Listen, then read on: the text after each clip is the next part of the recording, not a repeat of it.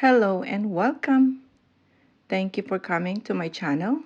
I know it's been a while, but life is so busy, so I don't get a chance to cook lately. But here I am again. I am going to cook a sapin-sapin. It's a glutinous powder rice.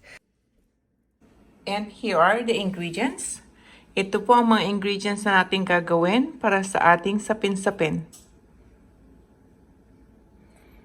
So I have ube flavor, banana, and langka flavor, and a can of evaporated milk.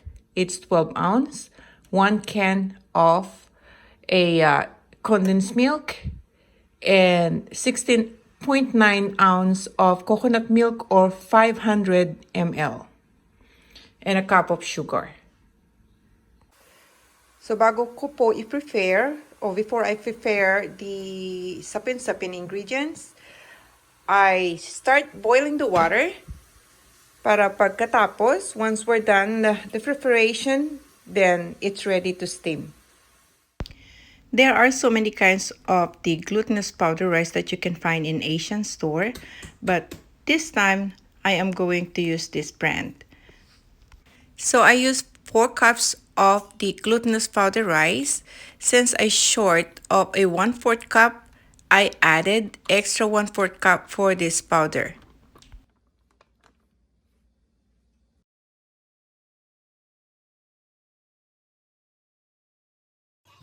So next I added a 1/8 teaspoon or a pinch of salt. We're adding all the dried ingredients here. Then next is a 1 cup of a sugar. And just mix it before we put the liquid ingredients. Then a can of evaporated milk, 12 ounce or 354 grams. Then a can of a condensed milk, 14 ounce or 396 grams.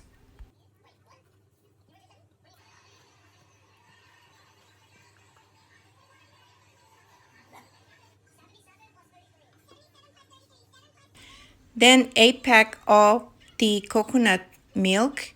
It's a little bit over 2 cups. The amount is 16.9 ounce or 500 ml.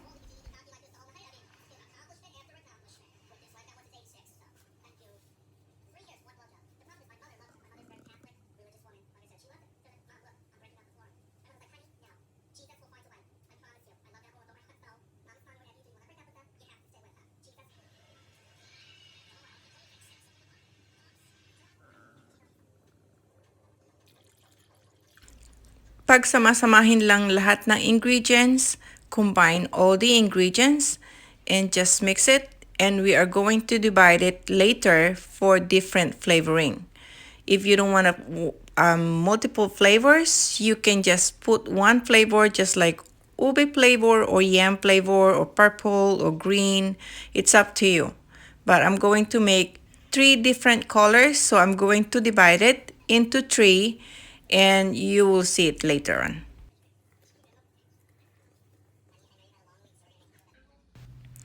Haluin lang mabuti para walang matirang buo-buo. Mix well to make sure that there's no big particles left in the mixtures. Otherwise, you will not satisfied because it's not perfect based on what you expected.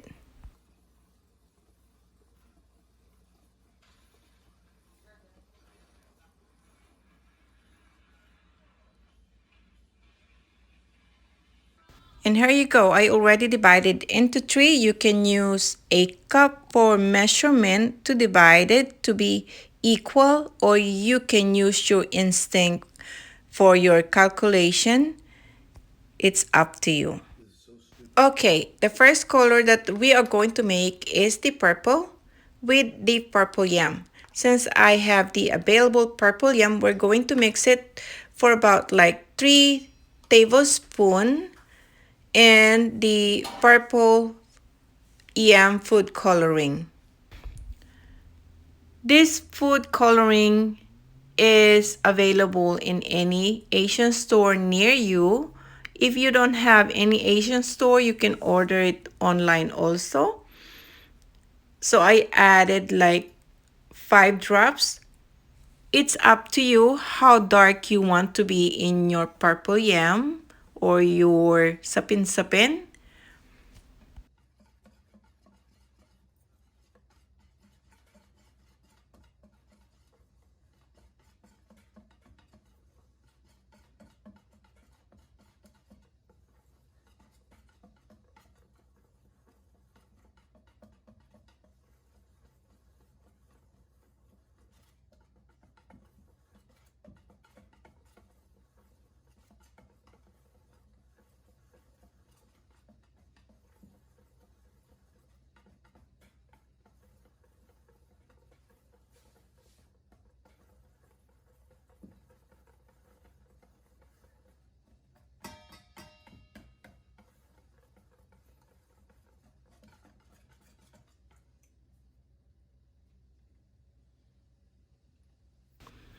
Gusto ko pa na ma-dark siyang konti, so I added few more drops for this mixture.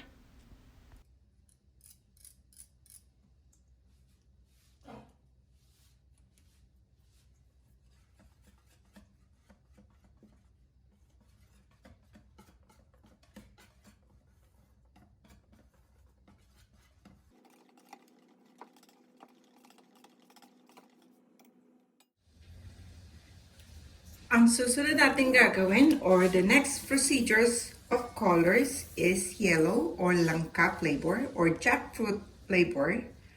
We're gonna add a yellow color.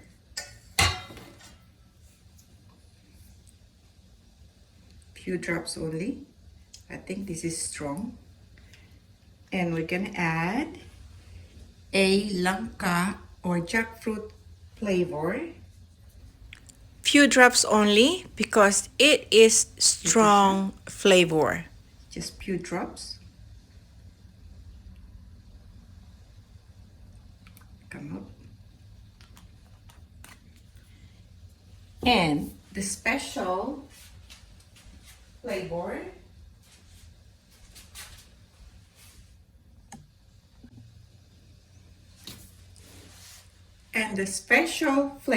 is the jackfruit. I have cooked jackfruit and I'm going to mix it here to make a flavor. Plus you can taste the langka or the jackfruit.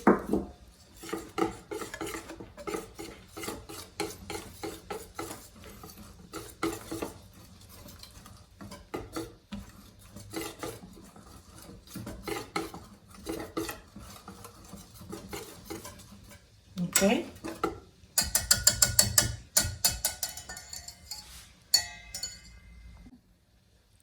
The next flavor is banana. And we're just gonna add some drop. I think this one is empty. We are going to open another one.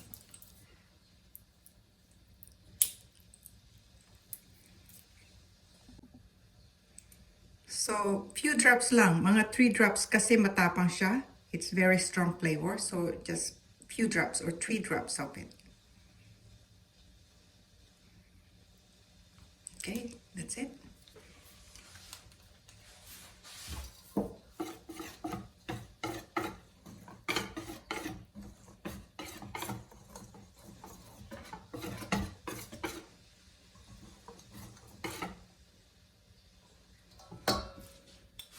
So this is what I'm going to do. I have leftover of coconut. Since this coconut is flavorless, like there's no smell or flavor or savory, just sweet, I'm going to add like, what? This may be 3 tablespoons. Wala lang. I just want to add it. Okay, so this is only me. You can avoid to put the coconut or okay lang na hindi mo lagyan. Naisipan ko lang siyang lagyan kasi parang gusto ko siya yung mayroon akong nakakagat na other flavor sa sapin-sapin. Kaya lagi ako naglalagay, or I'm always putting all the solid ingredients instead of just flavor. But like I said, you can avoid it. So it's up to you. Whatever free, like I always said, whatever free in your kitchen, whatever available in your kitchen, you can add it. As long as you have the right measurement of the liquid and the powder, you can add whatever in your kitchen. Okay, so the pan's ready. Water's boiling. I'm just gonna spray oil to the pan. And we're just gonna add, I am making 2 sets of the sapin-sapin. So we're going to divide this into 2. And this is the first layer. First in the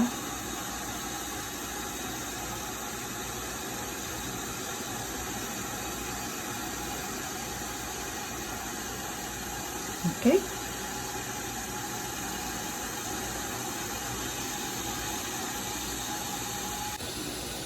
Okay, cover it. And we're going to steam it for 30 minutes or less. We have to check if it's cooked. And then we're going to add the second layer. Not fully cooked, because if it's really cooked, the second layer is not gonna stick. So as long as it's like, you know, a little bit soft, then you can add another layer. Not too soft, because once you add the second layer, when it's so soft, it's too soft, and it's gonna mix the color to the second layer or the first layer. Here is the first layer.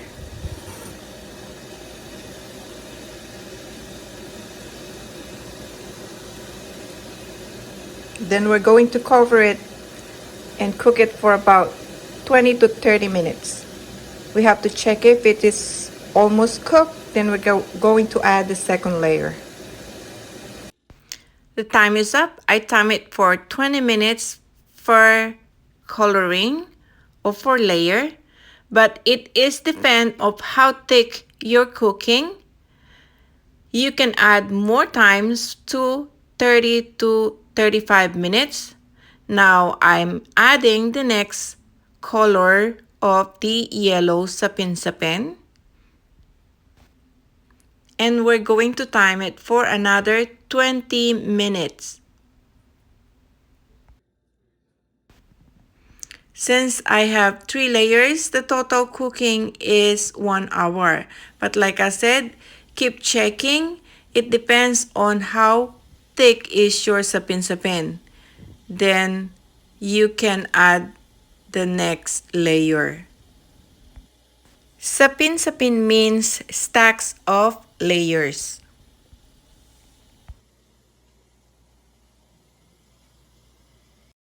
The next things that we're going to do is how to make coconut oil and latik. Latik is mostly used for toppings, for bicos, sapin-sapin, and other stuff cooking with calling of the latik. Latik, I need to find out what is English in latik. Okay, so latik means the meat of the coconut or coconut milk. Okay, let's add 2 cups of or a pack of the coconut milk in the pan. This is about 2 cups. You can make more, depends on how many you have or how much you want to make a coconut oil. Coconut oils actually for 2 cups is just a little bit. It's not even 1/3 or 1/4. It's just probably few tablespoons of coconut oil that you can make from 2 cups of coconut milk. So this is what we're going to do. Just let simmer for few minutes or an hour, or until you see that the coconut oil separate to the meat of the coconut milk. Make sure that your cooktop is not on high. I put mine for about, as soon as it's boiled, put it about number 2, and I just mix it. Otherwise, it's gonna overflow and you're not gonna like it. It's a waste of milk and also it's a mess.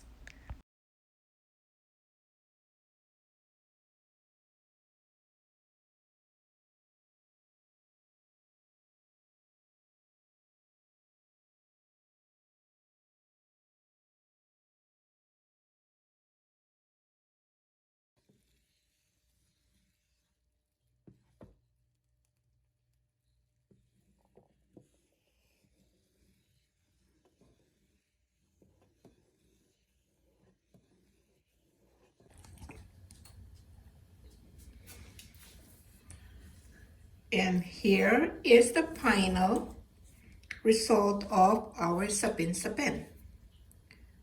Here.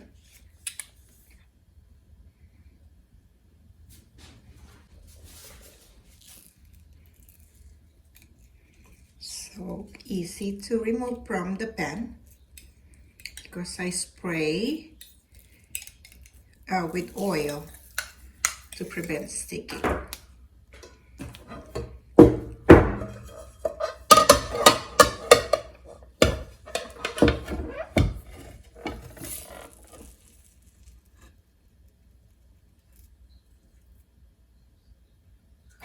There you go. My special sapin-sapin. We're just waiting to cook the latik to put here at the top.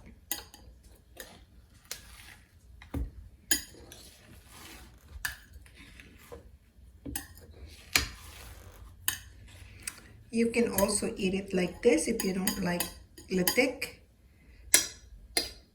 It's already complete the ingredients, the taste. My special sapin-sapin.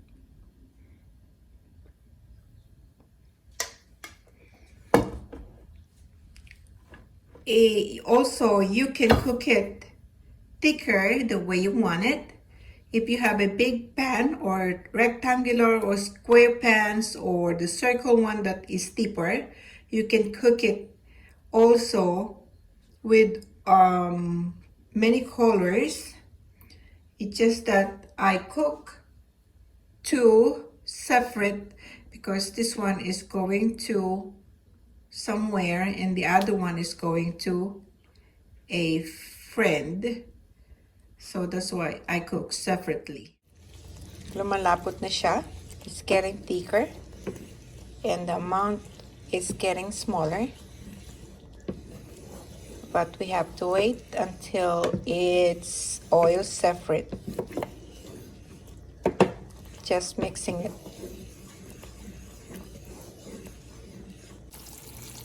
Did you see the oil? The oil, it starts separating.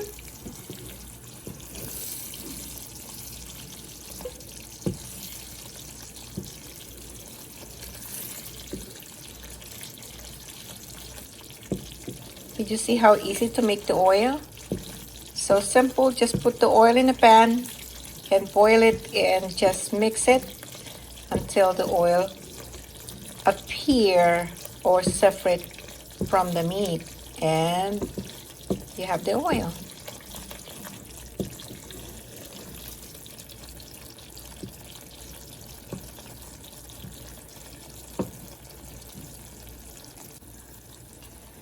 The flesh or meat, or we call it latik, we usually use it for the toppings of any dessert like sapin-sapin, biko, or some people eat it just like this. And the oil, you can use it anything from, some people use it to their hair, some people use it for frying, sauteing. There's a lot of use of this oil and it's also healthy. So if you are curious how to make the oil on your own, just do this. I normally like the latte sweet. I just add the sugar in it, but I cut down my sweet intake, so I prefer not to put the sugar. I remember when I was young, my mother and I used to make the coconut oil to sell it to the town, and the money we used to buy the rice and anything goods that we basically need. But imagine how many coconuts we make just to make one bottle of oil. It's just like tons of coconut, and I remember my hand is hurting for scraping the coconut. The memories I still remember. By the way, if you don't like your coconut to have a toasted aroma, you have to stop right away. As soon as you see that the oil is separating from the meat, as you can see here, it is the right time to turn off the heat and separate the oil right away.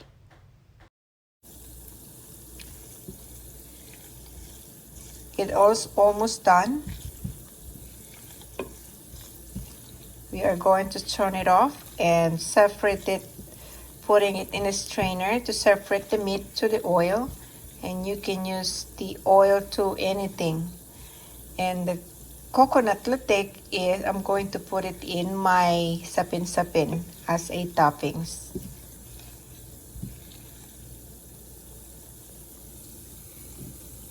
Is it amazing?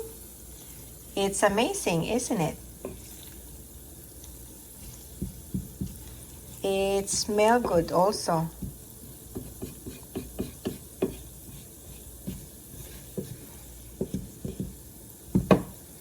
Okay, I think it's done.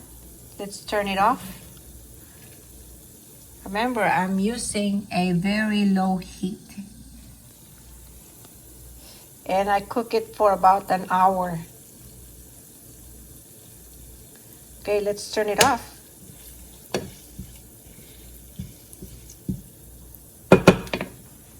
Let's transfer it to the bowl. Put it in a strainer to separate the meat.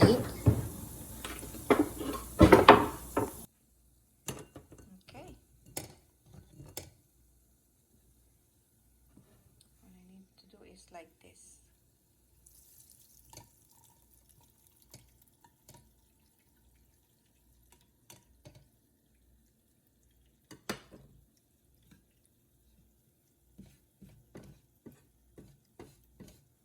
And we have the topping and we have the oil.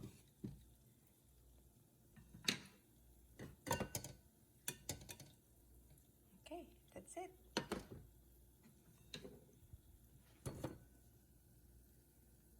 That's the oil. Very little. 2 cups. 2 cups of coconut milk, that is the oil.